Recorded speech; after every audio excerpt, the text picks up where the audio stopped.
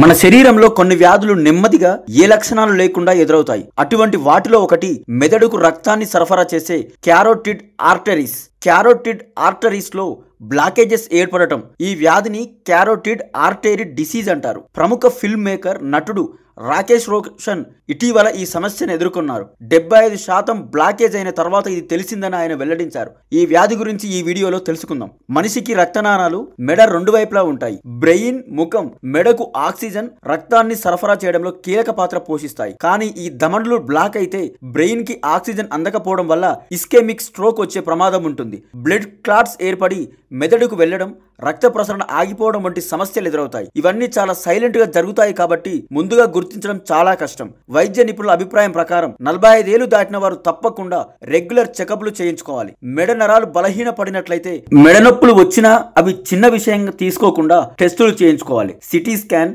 Doppler scan వంటివి చాలా ఉపయోగపడతాయి. ఈ వ్యాధిని త్వరగా గుర్తిస్తే మెడికల్ ట్రీట్మెంట్ కి మంచి అవకాశాలు ఉంటాయి. ప్రస్తుతం మెడికల్ టెక్నాలజీ, శస్త్రచికిత్స, అదేవిధంగా స్టెంటింగ్ లాంటి చికిత్సల ద్వారా ఈ సమస్యను పరిష్కరించుకోవచ్చు. అలాగే జీవన శైలిలో మార్పులు చేసుకోవడం వల్ల ఈ సమస్య మళ్లీ రాకుండా ఉండే అవకాశం ఉంది. అంతిమంగా ఏ రకమైన అనారోగ్యమైన ముందస్తుగా గుర్తించాలంటే తరచూ హెల్త్ స్క్రీనింగ్ చాలా అవసరం.